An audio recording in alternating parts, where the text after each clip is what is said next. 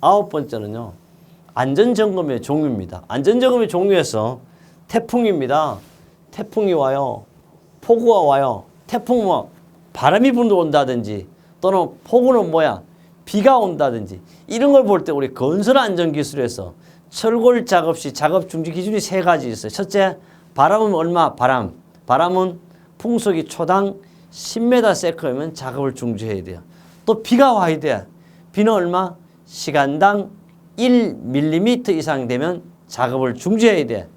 눈은 시간당 1cm 이상 오면 작업을 중지한다는 걸 꼭 알아둬야 되겠습니다. 천재지변이 발생한 경우나 이상사태 발생 시 관리자나 감독자가 기계, 기구의 설비 등의 기능상 이상 유무에 대하여 점검하는 거 뭐라 그래?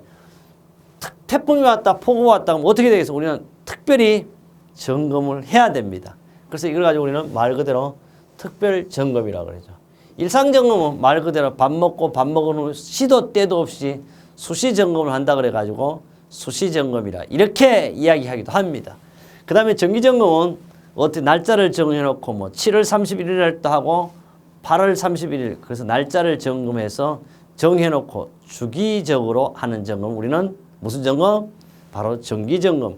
그래서 이 정기 점검을 계획 점검이라고도 얘기합니다. 그래서 일상 점검과 수시 점검은 사실 동일한 말이 되겠습니다. 바로 9번째 답은 특별 점검이라는 걸 기억해야 되겠습니다. 특별 점검은 산업안전보건강조기관에도 실시하는 점검이 특별 점검입니다. 어떤 사람이 이렇게 질문해요. 바로 내가 공부는 눈으로 한다 그러니까 뭐냐 그러면 시험 문제가요 똑같이 안 나오는데 왜 똑같이 안 나오냐고 도라이냐고. 바로 우리가 지금 공부하고 있는 것은 문제 은행식입니다. 오탈자까지도 똑같이 나와야 돼. 조금만 틀리면 문제 은행이 아니에요. 왜? 컴퓨터로 입력해놨는 게 어떻게 맨날 바꿔서 나오냐? 바꿔서 나오지 않습니다. 90% 이상이 기출문제가 나옵니다. 그래서 제가 여러분한테 항상 강조하죠. 지금의 최적기 합격은 바로 기출문제 10년 이상을 봐야 된다. 왜 10년 이상 봐야 되냐? 10년치 정도면요. 바로 1년에 우리는 360문제입니다. 360문제는 10년치 하면 3600문제입니다. 3600문제만 보면 안전한 합격은 틀림없이 보장됩니다. 제가 이런 얘기를 하죠. 저의 강의를 듣고 가인도 10년 이상 봤는데도 떨어진다면 제가 책임을 지겠다. 이러면 진짜 책임질게요. 벗어나지를 않아요. 60점이 안 될 수가 없습니다. 그래서 가인도는 10년치를 보라 이런 얘기를 강조하고 있어요. 어떤 분이 이런 얘기를 합니다. 교수님 3년치만 보면 안 되냐. 3년치 봐도 괜찮아. 아니 1년치 봐도 괜찮아. 그러나 나는 이래 3년치 3시간 봐가지고 합격했다 그래도 그건 자격증으로서 가치가 없어요. 좀 공부해야 될 거 아니면 너무 쉽게 따도 따는 사람은 좋지만 너무 요행을 바라면 안 될 것 같아요. 그래서 약간이라도 조금이라도 노력한다면 자격증에 가치가 있을 것 같습니다. 그래요. 보겠습니다. 또 10번째 문제를 보죠. 10번째요. 재발생은요. 직접적인 원인 중 불완전한 상태가 아닌 것은 그럼 이렇게 알아야 돼요. 뭐가 알아야 재해의 원인 땅 그래. 재해의 원인은 직접 원인은 몇 가지 있다? 2가지 있다. 2가지는 물적 원인과 인적 원인인데 물적 원인은 불완전 상태고 인적 원인은 불완전 행동인데 불완전 행동이 무려 몇 퍼센트? 88%고 불완전 상태가 10%입니다. 그래서 재해 발생의 직접적인 불완전 상태가 아닌 것은 상태는 반드시 뭐야? 멈춰 있지만은 물건이 잘못된 거죠. 그럼 불완전은 인양 뭐요? 불완전한 상태가 아닌 것은 인양은 뭐요? 인양이라는 것은 움직이는 거 움직여. 움직인다는 건 뭐가 있어? 반드시 우리는 뭐 영어 하면 주어가 있고 동사가 있잖아. 이런 거는 반드시 움직인다는 건 뭐야? 행동이 되겠죠. 그럼 답은 벌써 몇 번이 나왔다? 1번이 답이 벌써 나와 있는 거죠. 부적절한 보호구, 결함이죠. 잘못된 거죠. 셋째, 결함 있는 기계 설비. 결함만 들어가면 당연히 되는 거죠. 결함. 그다음 그뿐 아닙니다. 불안전한 방호장치. 이런 것은 모두가 다 뭐다? 불안전한 상태. 무슨 원인? 물적 원인이 되겠어. 답은 몇 번? 1번입니다. 그래요. 그렇다면 드디어 11번째로 가보겠습니다. 11번째 가보면 물론 해설을 보지 않더라도 될 거고요. 11번째 보면 야 대단한 사람이 나왔습니다. 정말 우리는 자존심이 상해야 돼. 왜 외국 아이들 이름을 또 반복해야 되나요? 매슬로우의 욕구 5단계는요. 정말 대단한 겁니다. 욕구 5단계 중에서 제2단계 욕구에 해당되는 것은 무엇이에요? 제2단계라는 것은 우리 한번 해볼까요? 제1단계는 뭐요? 첫째 생리적 욕구라고 그래요. 생리적 욕구. 2단계가 안전 욕구. 안전에 대한 욕구. 답은 벌써 나왔어요. 그 다음에 3단계는 뭐요? 사회적인 욕구를 말하고 4단계는 뭐다? 바로 존경받는 욕구, 인정받는 욕구입니다. 5단계는 자아실현 욕구죠. 여러분 취미생활을 하고 내가 원하는 거 할 수 있는 것도 자아실현의 욕구입니다.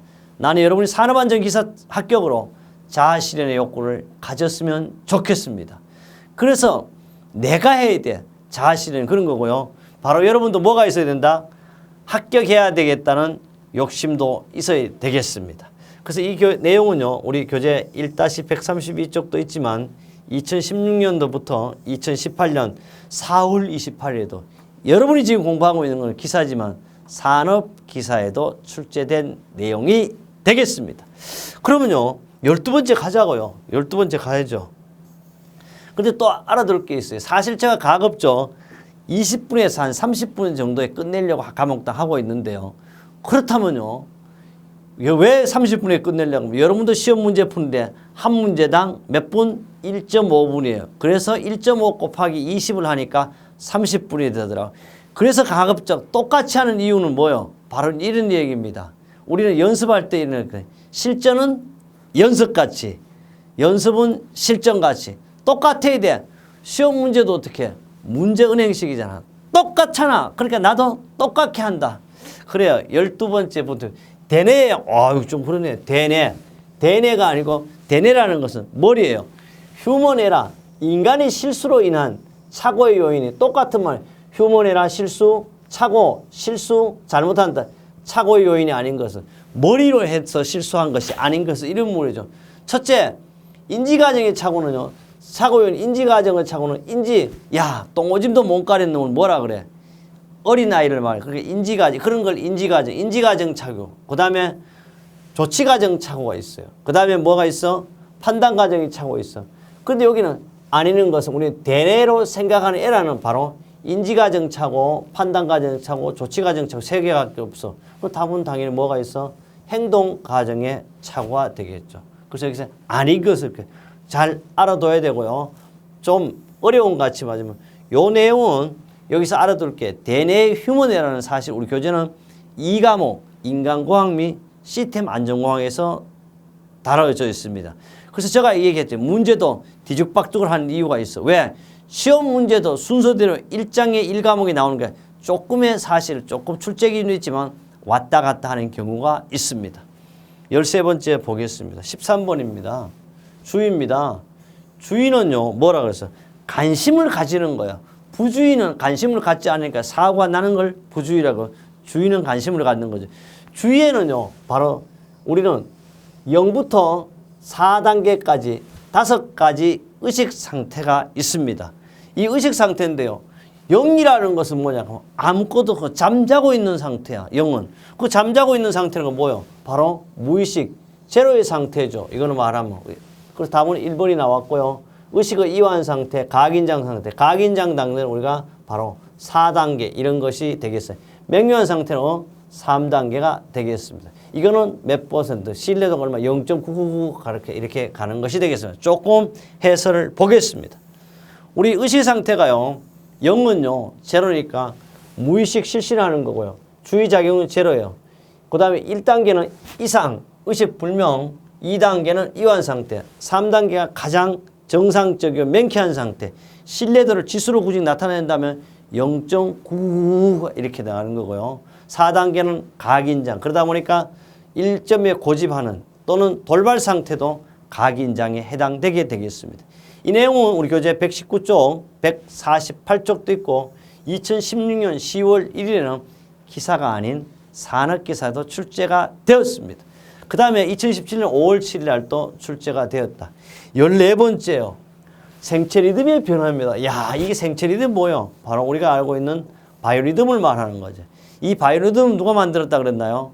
바로 BC 2400년 전에 누가 만들었나?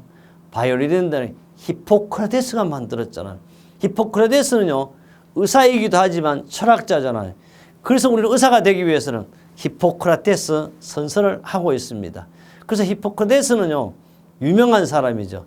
우리가 아는 사람은요, 통상 누가 그러면 그 히포크라테스를 하면 히포크라테스가 제자가 누구냐 이렇게 잘 물어보는데, 히포크라테스 제자가 바로 아리스토텔레스가 히포크라테스 제자입니다. 그뿐 아닙니다. 히포크라테스는요, 플라톤도 히포크라테스의 제자가 되겠죠. 그래서 히포크라테스는 바로 우리는 어떤 사람이냐 그러면 의사이기도 하고 철학자이기도 합니다. 그 히포크라테스는요, 어떤 거냐 하면 위험이라는, 우리는 알아둘 게 바이오리듬이라는 것은 우리는 세 가지 리듬이 있죠. 바로 지성적 리듬 또는 뭐가 있어요? 바로 육체적 리듬이 있습니다.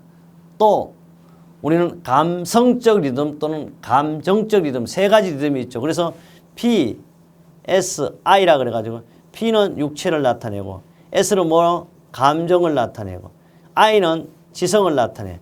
그래서 색깔로 나타내면 P는 청색을 나타내고, 바로 S는 감정, 적색을 나타내고, I는 녹색을 나타내는데요. 실제 이것이 어떠냐 그러면 묘하게 네이버상에도 이게 잘못되고 있습니다. 네이버도 바이오리듬 반드시 P는 육체적 리듬이에요. 그래서 이건 사실 남성을 나타내요, 남성을.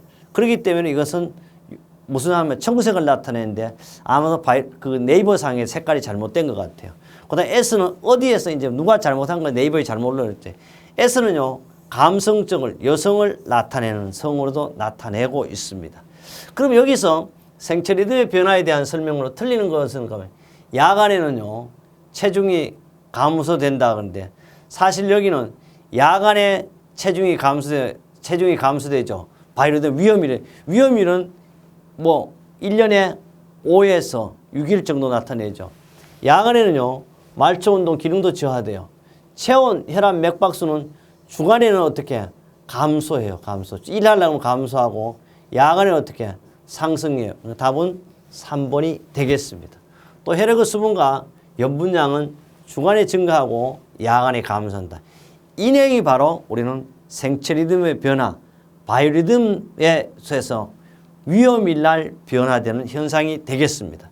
우리 교재 1-139쪽도 있지만은 2017년 8월 26일과 9월 23일, 이 9월 23일은요, 사실 어디냐 하면 바로 건설안전기사에 출제되었다는 뜻입니다. 참고적으로 15번째 문제를 보겠습니다. 15번째는요, 어떤 사업장에 상시 근로자가 1000명이 작업 중 2명의 사망자와 의사 진단에 의한 휴업일수가 90일이었다면 90일 손실을 가져온 경우 강도율은 얼마냐면, 강도율은 우리가 앞에서도 했어요. 바로 앞에 1번에 했나요? 2번에 강도율 문제를 다뤘잖아요. 그래서 똑같은 문제가 나오고 있습니다. 강도율은 연근로 총시간수분의 근로손실일수 곱하기 1000이에요. 그러면 연근로 손실일수는 특별한 말이 없을 때는 근로자수 곱하기 하루는 8시간, 1년은 300일로 잡죠. 그게 바로 근로 총시간수가 되겠습니다. 그 다음에 사망 2명이라고 해서 1000명 중 작업 중 2명의 사망자의 근로손실 얼마? 7,500일이에요. 그럼 2명이니까 2를 곱한 것이 되겠습니다. 그 다음에 의사의 진단일수, 휴업일수 90일이니까 90일에다가 365일 중에 며칠 작업했죠? 300일 작업했다. 그래서 6.28이 되는 건데, 어떤 분이 이런 질문을 합니다. 왜 7,500일? 7,500일은 정제수가 만든 것이 아니고 우리 국제적인 ILO에서도 기준을 정하고 있지만은 더 중요한 것은 우리 사람이요, 55세에 정년퇴직을 하고 실제 근무 가능한 30년을 잡을 때 55 빼기 30이 사람이 많이 주고, 그래서 55 빼기 30 하면 25가 돼. 25 곱하기 300을 하니까 얼마 나와? 바로 7,500이 나와. 그래서 이렇게도 하고 있는데 이런 건 알 필요 없어. 사망하면 근로손실 7,500을 여러분 머릿속에 기억을 해야 된다는 겁니다. 그래서 지금 이것만 듣지 말고 앞에 그래서 필기 교재를 봐야 돼. 문제만 볼 수도 있지만, 그래서 제가 꼭 이런 얘기합니다. 필기만 합격하려면 뭐만 봐야 돼? 그냥 가hen도 봐도 돼. 그냥 안전하게 내가 안전관리자로서 평생 동안 건강하고 장수하고 100억을 벌기 위해서는 사실 필기교재도 보고 그 다음에 한 열흘 정도 놔두고 반드시 가hen도 10년치를 보셔야만 안전하게 합격될 수가 있습니다. 그래요. 그렇다면 16번째 가보자고요. 이렇게 설명을 많이 하면 좋은 점도 있는데요. 또 뭐가 있냐고 하면 시간이 너무 많이 소비돼 사실. 그래서 가급적 짧게 하려고 애를 쓰는데 여러분을 더 안전하게 정재수와 함께 했으니까 반드시 합격해야 된다는 이런 내용 때문에 엄청나게 시간과 돈을 투자하면서도 많은 시간을 할애하고 있습니다. 그 다음에 16번째 심리학입니다. 심리학이라는 것은 사람의 마음을 연구하는 학문인데 기본 이론죠. 학습 지도의 원리가 아닌 것은 학습 지도할 때는요. 9개의 원리가 있어요. 어떻게 오냐 하면 첫 번째 나오는 게 뭐냐 하면 직관의 원리. 야 보면 안다. 이런 직관의 원리가 있습니다. 그래서 우리는 사람을 이렇게 딱 보고 야 참 똑똑하게 생겼다. 자네 합격하게 생겼다. 이렇게 이야기하는 게 직관의 원리입니다.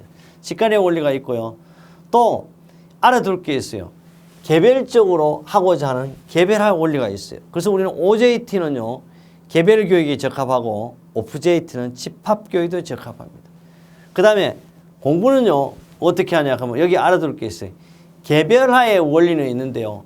물론 공부는 태어나서 죽을 때까지 해야 돼요. 그래서 이제 계속성의 원리라고 하는데 사실 계속성의 원리는 없어요. 그래서 답은 3번이 되겠고요. 네 번째 사회화의 원리다.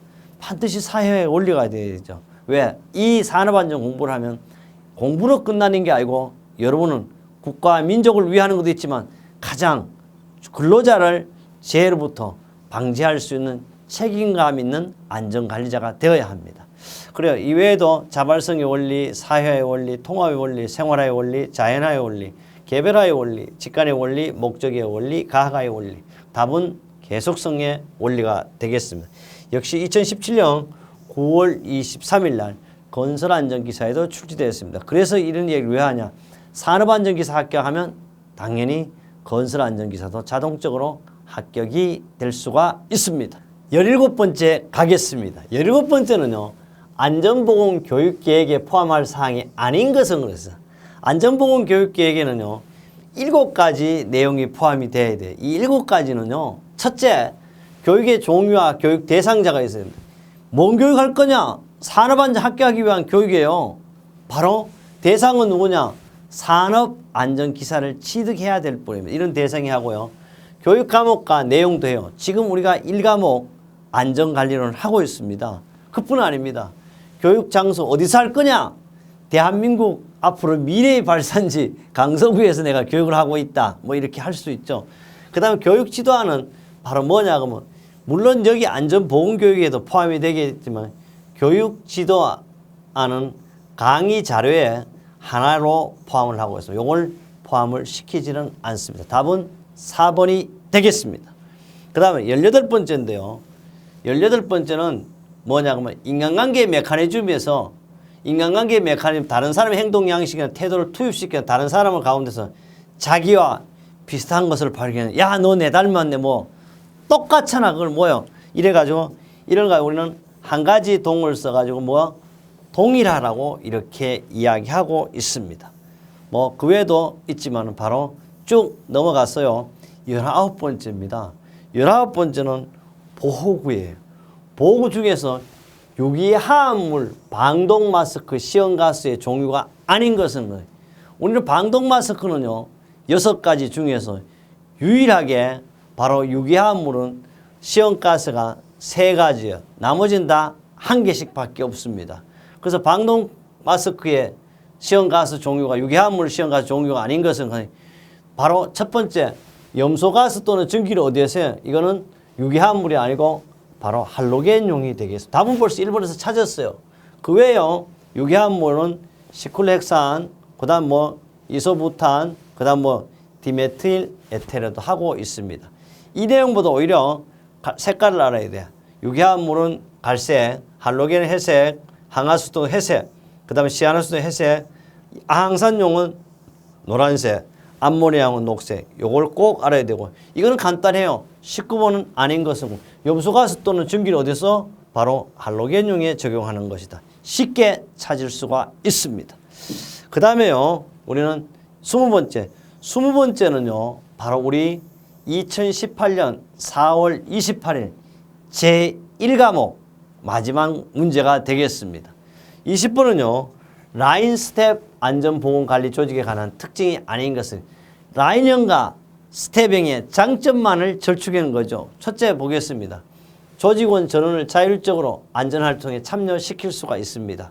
자율적으로 참여시킬 수 있다 그러는데 이거는 왜냐면 하면 안전활동을 쉽게 말하면 이 목적은 라인형과 장점과 스텝형의 장점을 절충하는 거 맞죠? 안전활 참여시킬 수도 있고요.